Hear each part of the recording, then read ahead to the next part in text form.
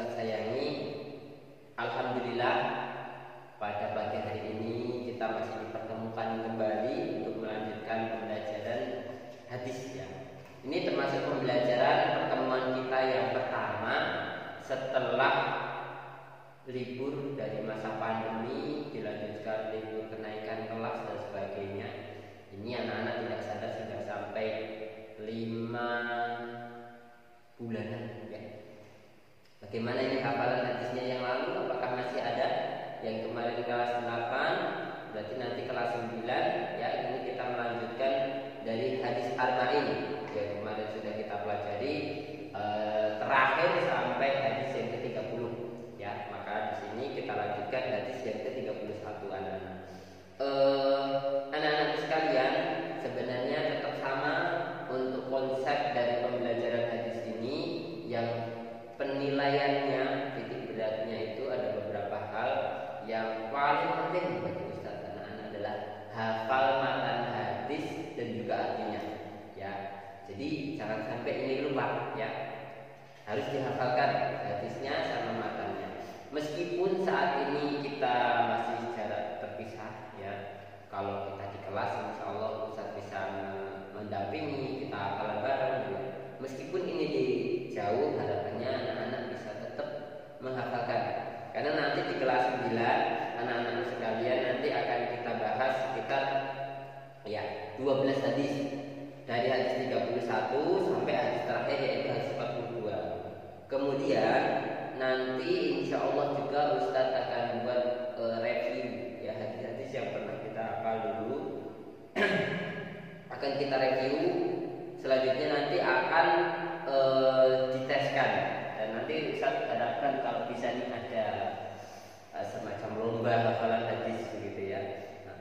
Jadi titik beratnya itu terutama di hafal hadis sama matannya, sama nanti anak-anak ya tetap tentunya mengerjakan nilai ya pas atau penilaian akhir sekolah UTS itu dari keterangan-keterangan yang saya sampaikan ya. Oke, anak-anak sekalian, karena waktu kita di pertemuan ini cukup singkat ya, kita langsung ke materi saja ya, gitu ya. Bismillahirrahmanirrahim. Kita buka hadis yang ke-31, anak-anak. Yang membawa buku, nih bisa dibuka mulai halaman 447. Ya, silakan. Hadis ke-47. Ya. Dah ya, buka ya. Oke. An Abi Abbas Sahl bin Sa'din As-Sa'idi radhiyallahu anhu qala. Nah, disimak ya, ini ya. Ja'a rajulun ila Nabi sallallahu alaihi wasallam faqala ya Rasulullah dullani ala amalin idza amiltuhu ahabbani Allah wa ahabbani an-nas. Faqala Rasulullah bersabda, izhad fid dunya yuhibbaka Allah wazhad fima indan nasi yuhibbakan nas. Ya, hadisun hasan rawahu Ibnu Majah wa ghairuhu bi asanidi hasanah. Anak-anak sekalian, Ustaz terjemahkan perkata ya supaya nanti bisa dipahami dengan baik. Yang pertama, an Abi Abbas, dari Abi Abbas Sahl bin Sa'din As-Sa'idi radhiyallahu anhu qala, dari Abi Abbas Sahl bin Sa'di As-Sa'idi radhiyallahu anhu. Kalau gelarnya ini radhiyallahu anhu berarti dia adalah seorang sahabat ya. Qala, dia berkata, ja'a rajulun, ja'a karena ja'a datang, telah datang rajulun, seorang laki-laki, ila Nabi sallallahu alaihi wasallam, kepada Nabi sallallahu alaihi wasallam ya. Faqala, kemudian berkata, "Ya Rasulullah, wahai Rasulullah, dullani ala amali." Dalla yaitu tunjukkan. Tunjukkanlah kepadaku ala amalin, pada sebuah amalan, idza amiltuhu, kalau aku mengamalkannya, ahabbani Allah wa ahabbani nas, maka Allah akan mencintaiku dan juga manusia akan mencintaiku. Rasulullah sallallahu alaihi wasallam faqala, mungkin beliau menjawab, ya, izhad fid dunya yuhibbakallah, wazhad fima indan nasi yuhibbakan nas. Di sini kita terjemahkan perkata seperti biasanya, anak-anak, ya. Izhad fid dunya, yaitu zuhudlah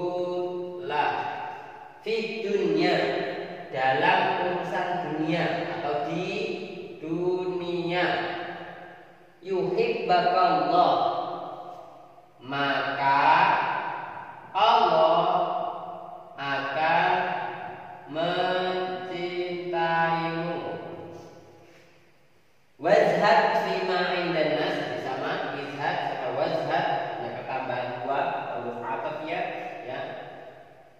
Dan zuhudlah fima indan nas, ya, dengan apa-apa, indan nas, kita katakan yang dimiliki manusia, ya. Nah, di sini, ya, bersikaplah zuhud terhadap milik manusia. Wazhad fima indan nas, dan dengan apa-apa yang dimiliki manusia nas, ya. Yuhibbakan nas, maka manusia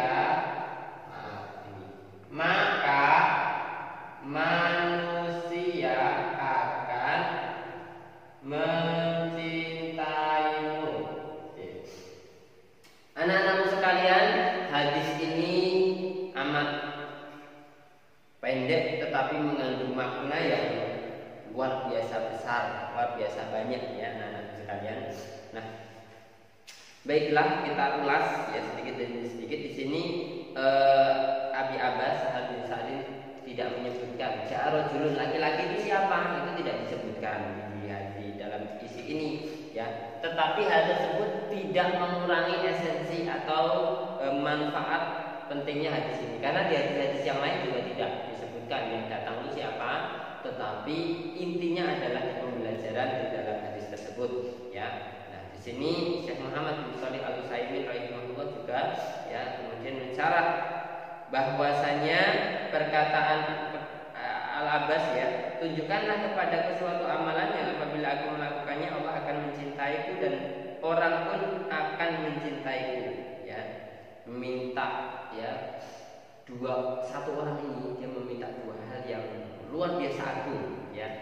Dan pasti anak-anak ini adalah suatu hal yang kita inginkan juga, ya.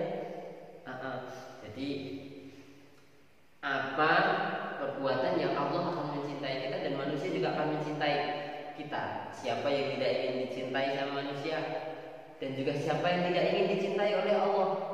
Pasti semuanya ingin dicintai Allah, ya.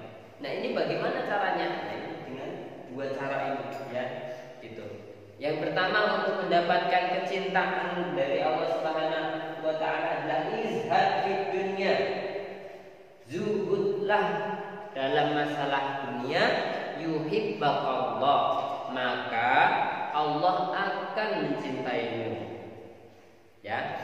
Nah, bagaimana zuhud itu bisa? Nah, di sini, ya, anak-anak bisa dibuka halaman 253, ya. Sikap zuhud terhadap dunia adalah sikap tidak mendamba kenikmatan duniawi. Seorang tidak menggunakan dunia kecuali yang bermanfaat baginya di akhirat, ya. Nanti ada bedanya antara zuhud dengan warok, ya, anak-anak, ya. Nih, nanti ada sikap yang namanya zuhud, ada sikap namanya adalah warok. Zuhud ini lebih tinggi daripada warok ya anak-anak ya. Yang pertama zuhud tadi adalah dia tidak menggunakan sesuatu yang di dunia itu kecuali untuk kebutuhan di akhiratnya. Kalau anak-anak sering mendengar kata warok ya, warok ini adalah ya meninggalkan sesuatu yang dia adalah tidak bermanfaat, meninggalkan sesuatu yang dia itu ragu ya atau syubhat ya, ini haram apa halal ya, maka seorang yang dia memiliki sifat warok dia tinggalkannya.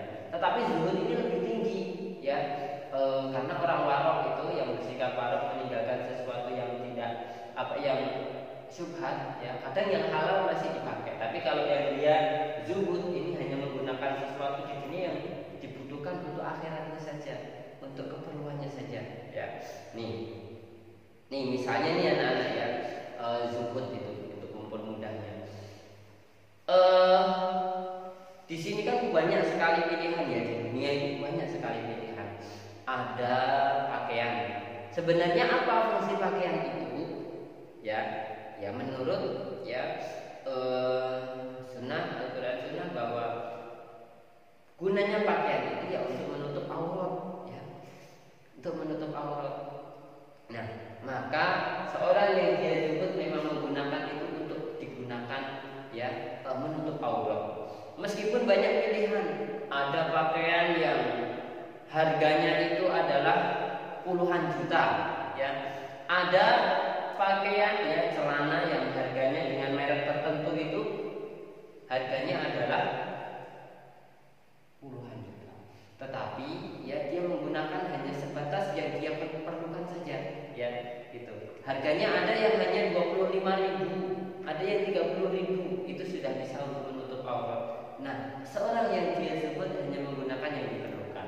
Kendaraan anak-anak sekalian ya, ada kendaraan yang sepeda, ada motor, ada mobil dan sebagainya. Mobil pun harganya macam-macam, sepeda pun harganya macam-macam. Punya artis-artis itu ada yang harganya ratusan juta, ada yang sepeda harganya 500.000, 600.000 ya.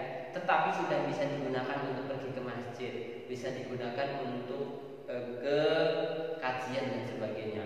Mobil juga sama, ada yang harganya miliaran, ada yang harganya sekedar tidak sampai 10 juta misalnya yang second gitu ya. Tetapi adalah yang dia gunakan cukup untuk diperlukan, misalnya ikut kajian, ikut ke masjid ya begitu. Dan ini anak-anakku sekalian, zuhud ini adalah sikap atau amalan hati ya. Kita tidak bisa juga mengklaim ya, kalau ternyata misalnya seseorang itu memakai mobil mewah atau pakaian mewah ya, itu kita sebut ya sendalnya bagus misalnya, oh itu orang itu enggak zuhud, sombong misalnya. Tidak bisa, karena itu amalan hati. Bisa jadi dia menggunakan hal-hal itu juga untuk keperluan akhiratnya saja. Mungkin misalnya ya dia punya baju yang bermerek ya, harganya puluhan juta. Kita tahu itu harganya puluhan juta. Tetapi barangkali dia memang menggunakan itu karena barangkali itu adalah dikasih oleh orang lain, dibelikan oleh saudaranya ya untuk dipakai ya. Maka ketika dia pergi adanya ya pakaian itu, maka dia pakai, dan itu tidak membuat diri hatinya itu menjadi sombong, ingin diperhatikan, suka, enggak, biasa aja dia pakai gitu ya. Jadi dia pakai enggak menambah saya ini bangga pakai baju ini, saya anggun pakai ini misalnya. Dia enggak ada rasa itu, dia biasa aja gitu ya. Wah, saya kalau jalan ini orang tahu harganya mahal. Enggak ada rasa itu ya. Tetapi bisa jadi orang yang dia memakai baju yang biasa-biasa saja tapi dalam hatinya enggak zuhud, ya ada ya gitu. Dia pakai pakaian itu, pakai kendaraan itu pengen supaya dia disebut oleh manusia bahwa dia orang yang kaya, orang yang punya ya, meskipun bukan. Ini termasuk ya tidak itu. Yang kedua adalah warok anak-anak ya. Warok ini adalah meninggalkan yang syubhat ya. Ya dia berarti kita banyak pilihan ya di dalam kehidupan ini ya. Makanan-makanan ada yang halal, yang haram ya. Innal halal bayyinun wa innal haram bayyinun wa bainahuma umurun mustabihat. Ada yang halal jelas, haram dah jelas. Berarti anak-anak kalau sudah menyangkut apakah ini haram apa halal ya. Ada ulama mengatakan haram, ulama lain mengatakan halal.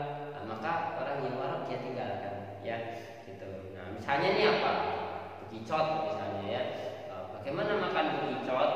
Hukumnya halal apa haram misalnya ya. Nah kalau seorang yang warak dia tinggalkan ya gitu. Nah jadi anak-anak sekalian ini tentang dua hal ya, zuhud dan warak. Zuhudlah di dunia maka zuhud wa wazati ma indana bahkan dan zuhudlah di dunia maka manusia akan mencintai. Maksudnya apa?